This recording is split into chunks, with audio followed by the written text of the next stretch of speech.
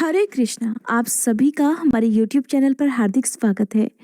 आज आप रसपान करेंगे माघ मास महात्म्य के अध्याय 4 का। साथ ही आप इस वीडियो के लास्ट में भगवान कृष्ण की एक बहुत सुंदर कथा भी सुनने वाले हैं। हो सकता है आपने ये कथा पहले भी हमारे चैनल पर सुनी हो, लेकिन भगवान कृष्ण की कथाएं तो इतनी प्यारी हैं, इतनी मन को लुभाने वाली हैं कि जितनी बार भी सुनो कभी मन नहीं भरता है। तो उम्मीद है आप ये कथा भी जरूर सुनेंगे। और आज सकट चौथ है। आप सभी को सकट चौथ की भी हार्दिक शुभकामनाएं। हमारे चैनल पर सकट चौथ की कुछ पौराणिक कथाएं भी अपलोड हो चुकी हैं। अगर आपने इन कथाओं को नहीं सुना है तो प्लीज जरूर सुनिएगा। इससे पहले के अध्याय में आपने जाना था कि किस प्रकार दो पापी भाइयों में से एक को स्वर्ग मिल गया और दूसरे को नरक भोगना पड़ा। आखिरकार क्या इसका कारण था? जब उस भाई ने यमदूत से पूछा जिसको स्वर्गलोक में जाना था कि मैंने तो अपने पूरे जीवन में कोई अच्छा कार्य ही नहीं किया, ना मैंने कोई दान पुण्य किया, ना ही कोई हवन आदि किया, ना मैंने भगवान की पूजा ही की, फिर किस कारण से मुझे स्वर्ग की प्राप्ति हो गई? तब यमदूत ने जो कुछ भी कहा उसका वर्णन आज सुनिए। यमदूत कहने लगा कि तुमने बड़ी सुंदर बात पूछी है। यद्यपि मैं पराधीन हूँ, फिर भी तुम्हारे स्नेहवश अपनी बुद्धि के अनुसार बताता हूँ। जो प्राणी काया, वाचा और मनसा से कभी दूसरों को दुख नहीं देते, वे कभी यमलोक में नहीं जाते। हिंसा करने वाले वेद, यज्ञ, तप और दान से भी उत्तम गति को नहीं पा सकते। अहिंसा सबसे बड़ा धर्म, तप और दान ऋषियों ने बताया है। जो मनुष्य जल या फिर पृथ्वी पर रहने वाले जीवों को अपने भोजन के लिए मारते हैं, वे कालसूत्र नामक नरक में जाते हैं और वहां पर खुद का मांस खाते हैं और रक्त पीप का पान करते हैं तथा पीप की कीचड़ में उनको कीड़े काटते हैं। हिंसक जन्मांध, काने, कुबड़े, लूले, लंगड़े, दरिद्र और अंगहीन होते हैं।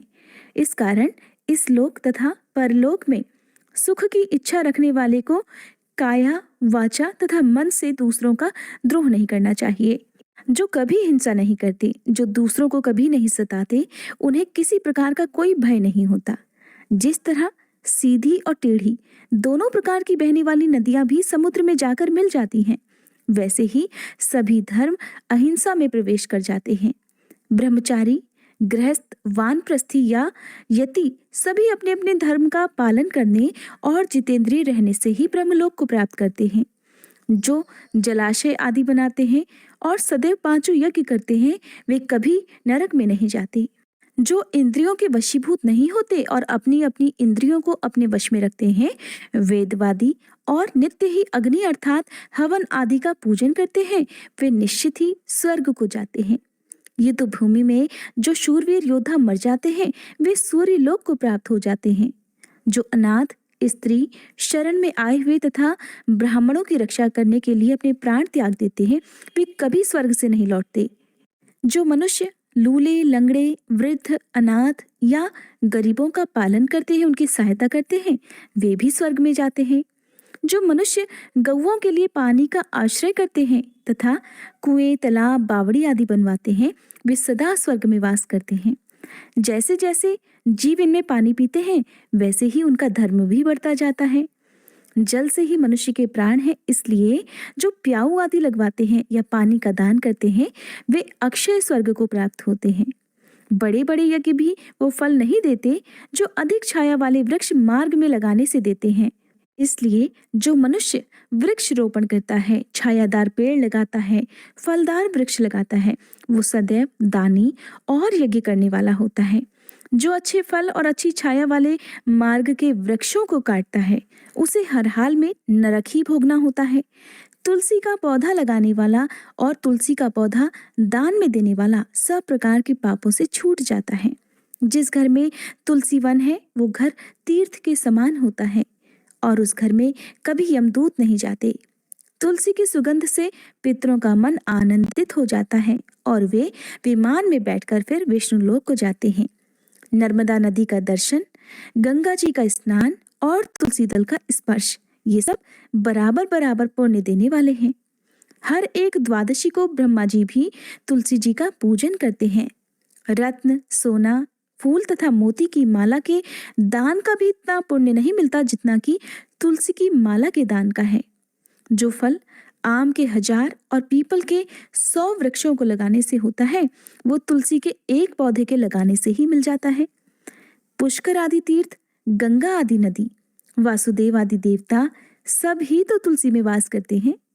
जो एक बार, 2 या 3 बार रेवा नदी से उत्पन्न शिव मूर्ति की पूजा करता है अथवा स्फटिक रत्न के पत्थर के आप से आप निकले हुए तीर्थ में, पर्वत या वन में रखी हुई शिव की मूर्ति की पूजा करता है और सदैव ओम नमः शिवाय इस मंत्र का जाप करता है, यमलोक की कथा भी नहीं सुनता। प्रसंग, शत्रुता, अभिमान से भगवान शिव की पूजा के समान पापों को नष्ट कर देने वाला तथा कीर्ति देने वाला तीनों लोकों में और कोई काम नहीं है। जो मंदिर आदि बनवाते हैं वे शिवलोक में जाते हैं। श्री ब्रह्मा, विष्णु और महेश का मंदिर बनाकर मनुष्य वैकुंठवासी हो जाता है। जो भगवान की पूजा करने के लिए फलों के या फूलों के बाग लगाते हैं वे धन्य होते हैं। जो माता पिता, देवता और अतिथियों का सदैव पूजन और सम्मान करते हैं वे निश्चित ही ब्रह्मलोक को जाते हैं। हरे कृष्णा। इसके बाद यमदूत ने विकुंडल से जो भी बातें बताई उन सब का वर्णन आप आने वाले अध्याय में सुनेंगे। अब सुनिए भगवान श्री कृष्ण की बहुत सुंदर कथा। इस कहानी के अनुसार मथुरा में एक संत रहते थे। उनके बहुत सारे शिष्य भी थे और उन्हीं में से एक शिष्य थे सेठ। सेठ का लंबा चौड़ा कारोबार था और वो अपने कारोबार के सिलसिले में दूर देश की यात्राएं भी किया करते थे और अक्सर वो अपने घर से बाहर ही रहा करते थे।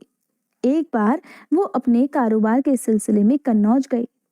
कन्नौज जाकर उन्होंने अपने लिए खुशबूदार इत्र खरीदे क्योंकि कन्नौज अपने खुशबूदार इत्रों के लिए बहुत प्रसिद्ध है। उन्होंने इत्र की एक बहुत महंगी शीशी संत को भेंट करने के लिए खरीद ली। अब कुछ दिनों के बाद सेठ जी जब वापस अपना काम खत्म करके लौटे तो अगले दिन वे संत की कुटिया पर उनसे मिलने के लिए गए, लेकिन उस समय संत महाराज कुटिया में नहीं थे। उन्हीं के आसपास रहने वाले शिष्यों से पूछा तो पता चला संत महाराज तो यमुना नदी किनारे गए हैं ध्यान और स्नान करने के लिए। जब सेठ ने ये सुना तो वो चल दिए घाट की तरफ। घाट पर पहुंचे तो देखा संत महाराज तो घुटने भर पानी में खड़े होकर यमुना नदी में कुछ देख रहे हैं और संत महाराज यमुना नदी में कुछ इस तरह से देख रहे थे कि उन्हें अपने आसपास की सुध ही नहीं रही। उन्हें नहीं पता कि उनके आसपास क्या हो रहा है और यमुना नदी की तरफ देखकर वो मंद मंद मुस्कुरा भी रहे थे। इस प्रकार जब उन्होंने बहुत दूर से संत को वहां खड़ा हुआ देखा तो भागकर सेठ उनके पास पहुंचे। प्रणाम करके कहने लगे, संत महाराज जी, मैं आपके लिए कन्नौज से इत्र की एक शीशी लेकर आया हूँ। संत ने कहा, अच्छा, ये तो बहुत अच्छी बात है, लाओ मुझे दो। तब सेठ ने इत्र की शीशी संत के हाथ में दे दी। अब सेठ जी बड़े प्रसन्न, सोचने लगे शायद मेरा लाया हुआ इत्र संत महाराज को बहुत पसंद आ गया है। उधर संत महाराज ने तुरंत वो शीशी खोली और सारा का सारा इत्र डाल दिया यमुना जी में। अब जब संत महाराज ने महंगी शीशी का सारा इत्र यमुना नदी में डाल दिया तो उसके बाद भी वो मुस्कुराते रहे। सेठ ये सारा दृश्य देख रहे थे और ये देखकर वो एकदम से उदास हो गए और सोचने लगे कि एक बार भी संत महाराज ने ये इत्र प्रयोग नहीं किया, उसे सूंघा तक नहीं और बिना सूंघे बिना देखे सारा का सारा इत्र डाल दिया यमुना में। सेठ जी ये सारा का सारा दृश्य देखकर बहुत उदास खड़े हुए थे, लेकिन उन्होंने कुछ बोला नहीं और चुपचाप उदास मन से वापस अपने घर लौट गए। अब कई दिन तक सेठ जी बड़े उदास होकर सोचते रहते कि मेरा लाया हुआ इतना महंगा इत्र संत महाराज ने सूंघा तक नहीं, प्रयोग तक नहीं किया और बर्बाद कर दिया। काफी दिनों के बाद जब उनकी उदासी कुछ कम हुई तो वो वापस फिर से संत महाराज की कुटिया में उनके दर्शन करने के लिए चले गए। अब जब वहां पहुंचे तो उन्होंने देखा संत महाराज तो कुटिया में अकेले ध्यान लगाए हुए बैठे थे, एकदम शांत और आंखें बंद, और उनके होठ कोई भजन गुनगुना रहे थे। आहट हुई तो उन्होंने आंखें खोलकर देखा तो द्वार पर सेठ जी खड़े हुए थे। प्रसन्न होकर संत महाराज ने उन्हें अपने पास बुला लिया और कहने लगे, आओ आओ सेठ जी, मैं तो तुम्हारा ही इंतजार कर रहा था। उस दिन तुम्हारा इत्र तो बहुत बड़ा काम कर गया। सेठ जी को विश्वास नहीं हुआ। बड़े आश्चर्य और हैरानी के साथ वो संत महाराज की तरफ देखने लगे, फिर पूछने लगे। जब उन्होंने कुछ नहीं समझा तो खुद ही पूछने लगे, मैं कुछ समझा नहीं संत महाराज। सुनकर संत ने कहा, उस दिन यमुना में राधा जी और श्री कृष्ण की होली हो रही थी। राधा जी ने श्री कृष्ण के ऊपर रंग डालने के लिए जैसे ही बर्तन में पिचकारी डाली, बस उसी समय मैंने तुम्हारा लाया हुआ इत्र बर्तन में डाल दिया और इस तरह से सारा इत्र पिचकारी से रंग के साथ श्री कृष्ण के शरीर में चला गया। बस फिर क्या था, भगवान कृष्ण इत्र की महक से महकने लगे।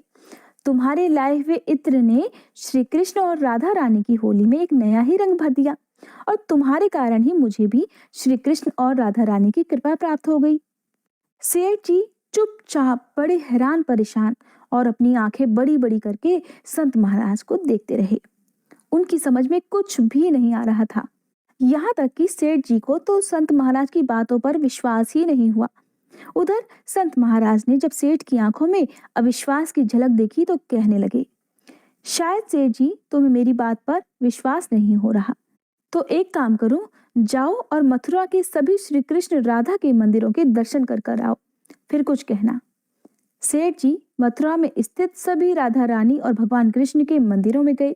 वहां उन्होंने जब दर्शन किए तो उन्होंने एक बात का एहसास किया, जितने भी मंदिर में वो दर्शन करने गए उन सभी मंदिरों में श्री कृष्ण और राधा रानी की मूर्ति से अपने लाए हुए इत्र की महक उन्हें महसूस हुई। अब सेठ जी का इत्र श्री कृष्ण और राधा रानी ने स्वीकार कर लिया था और जब इस प्रकार एहसास कर संत महाराज की कुटिया में वे वापस लौटे तो संत महाराज के चरणों में गिर पड़े। सेठ जी की आंखों से आंसुओं की धार बह निकली।